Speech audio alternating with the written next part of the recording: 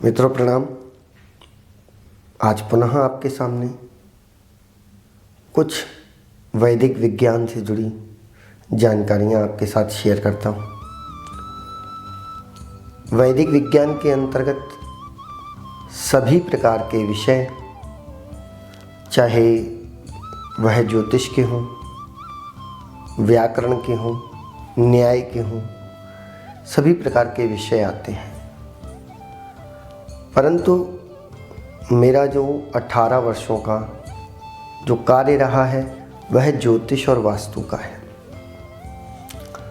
और इस ज्योतिष और वास्तु के कार्य से ही अभी तक अनेकों समस्याओं का समाधान करने का मैंने प्रयास किया है, और कई स्थानों पर लगभग 90% से अधिक स्थानों पर मैं सफल भी रहा हूँ।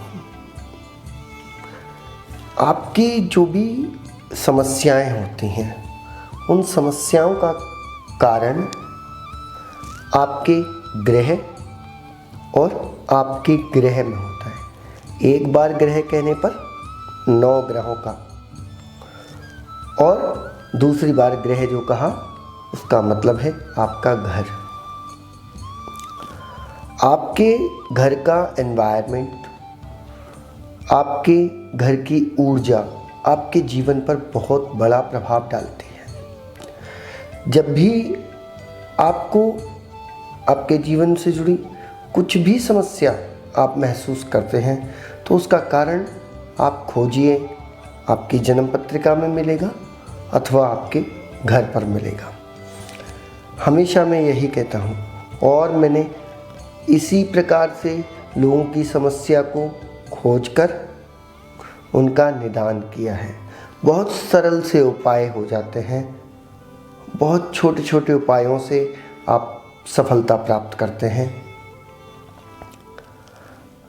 बस बात है कि आपकी प्रॉब्लम समझ में आए, और आपकी बातों से, आपके साथ जो घटना घट रही हैं उनसे आपकी समस्याएं समझ में आती हैं। फिर उसका निदान आपकी जन्म पत्रिका के आधार पर और आपके घर के वास्तु के आधार पर खोजा जा सकता है। आप जब भी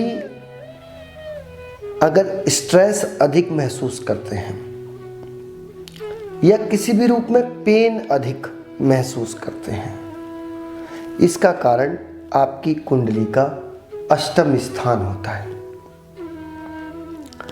कहीं ना कहीं आपकी कुंडली में जो दशा चल रही है उसमें 6, 8 और 12, 6, 8, 12 भावों से वह संबंधित होती है, तभी आपको स्ट्रेस होता है।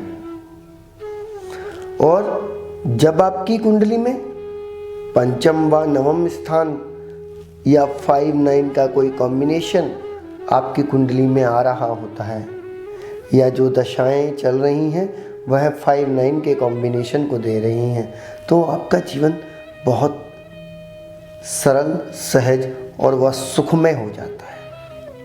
आपके जीवन में शांति रहती है। जब आपके जीवन में 3, 9, 12, 3, 9, 12 हाउसेस का कुछ भी इन्वॉल्वमेंट होता है, यानी कि जिस समय पर जो दशा चल रही है उस समय 3rd हाउस, 9th हाउस और 12th हाउस से वह दशा संबंधित है, तो आपकी यात्राएं बहुत अधिक होती हैं।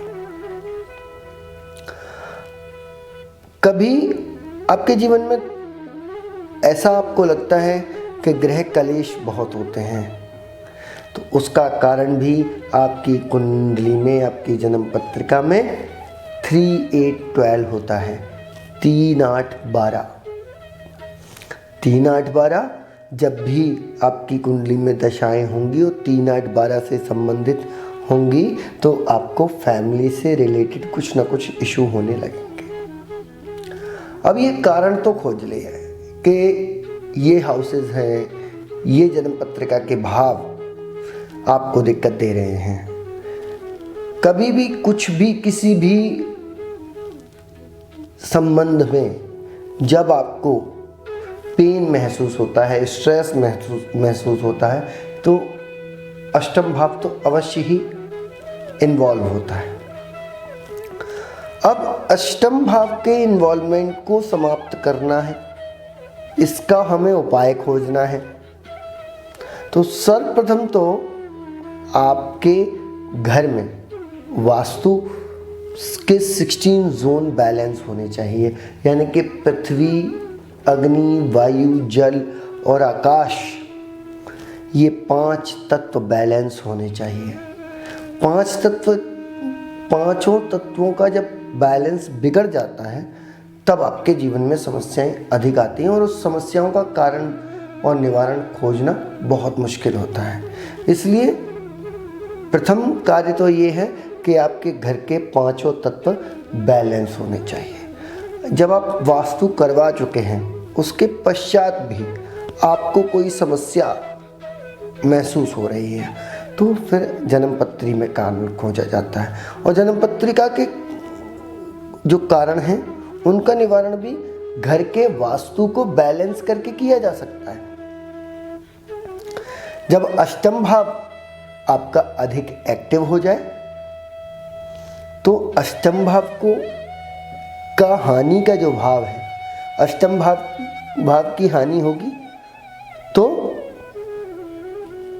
अष्टम भाव कमजोर होगा तो आपके जीवन से पेन समाप्त होगा। तो अष्टम भाव का जो हानि का भाव है वह भाव है सप्तम भाव। तो सप्तम भाव का जो एनवायरनमेंट है उसको आप अपना लेते हैं आपके जीवन में तो आपके जीवन में पेन समाप्त हो जाता है धीरे धीरे करके। और जब भी षष्ठम भाव से, यानी कि रोग, ऋण और शत्रु, ये षष्ठम भाव देता है। पुरानी वीडियोस में ये बता चुके हैं कि कौन से भाव से कौन सी समस्या आती है। इसलिए जब षष्ठम भाव को कमज़ोर करना हो तो पंचम भाव को स्ट्रॉन्ग कर देना चाहिए या पंचम भाव के एनवायरनमेंट में चले जाना चाहिए तो आपका रोग, ऋण और शत्रु समाप्त हो जाते हैं। 12th हाउस का एनवायरनमेंट को समाप्त करने के लिए अगर आप कोई यात्रा कर लेते हैं तो आपका 12th हाउस का एनवायरनमेंट बैलेंस हो जाता है, या कोई खर्चा हो जाता है तो भी आपकी कुंडली से 12th हाउस का जो एनवायरनमेंट है वो बैलेंस हो जाता है। कुंडली में जो राशियां हैं प्रत्येक राशि का अपना अपना एनवायरनमेंट है। जहाँ जिस भाव में जो राशि पड़ी है उस जिस एनवायरनमेंट में आप रहते हो तो उसी भाव को वह एक्टिव कर देता है। जैसे कि उदाहरण के तौर पर हम देखते हैं कि धनु राशि का जो एनवायरनमेंट है वो एक एम का है, किसी चीज़ को लगातार करते रहना या एक एम को लेकर के आगे बढ़ना।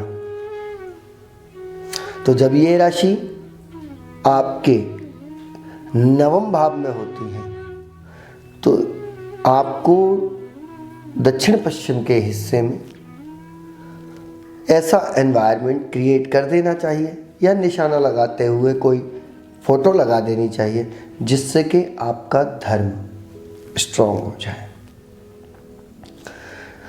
धर्म त्रिकोण की राशियों का एनवायरनमेंट आपके घर में होता है तो आप अपने स्वभाव के अनुसार जीवन को बहुत ही सरल और सहज तरीके से व्यतीत करते हैं और जीवन आपका आनंदपूर्ण हो जाता है। और जब भी आपके जीवन में कुछ भी समस्या है पहले कारण खोजना है ग्रहों का। जन्म पत्री में कारण खोजेंगे तो मिल जाएगा और जन्म पत्री से ही, जन्म पत्री के अंदर ही आपकी समस्याओं का हल भी छुपा हुआ है। आपकी कुंडली में, जन्म पत्रिका में जो एस्पेक्ट्स हैं, जो दृष्टियां हैं वह दृष्टियाँ कई बार बाधा उत्पन्न करती हैं और वही दृष्टियाँ कई बार आपके जीवन में आनंद लाती हैं। उसी को नेगेटिव हिट्स और पॉजिटिव हिट्स भी कहते हैं लोग। तो नेगेटिव हिट्स का सामान पर्टिकुलर उस दिशा में, जिस दिशा में जन्म पत्रिका कह रही है, वहाँ से हटा देने से आपकी जन्म पत्रिका की जो नेगेटिव हिट्स हैं, उनको जो एनवायरनमेंट जिस दिशा में है वहाँ से हटा देने पर आपके जीवन में आनंद आ जाता है। कई बार आपकी जो कुंडली में दशा चल रही है वही आपके सेकंड हाउस पर नेगेटिव हिट क्रिएट करती है, तो पैसे को रोक देती है। जो दशा चल रही है और वही उसका ही कोई नेगेटिव हिट आपके फोर्थ हाउस पर होता है, तो आपका मन बेचैन रहता है और प्रॉपर्टी खरीदने में आपको समस्या आती है या वाहन दुर्घटना भी दे सकता है। जब फोर्थ हाउस पर जो दशा चल रही है उसका नेगेटिव हिट हो, और जब पॉजिटिव हिट होता है तो यही आपको बड़ा वाहन भी दिलाता है। इसी प्रकार की और जानकारियाँ आपके साथ शेयर करता रहूँगा। आगे पुनः मिलेंगे। जय श्री कृष्ण मित्रों, प्रेम प्रणाम।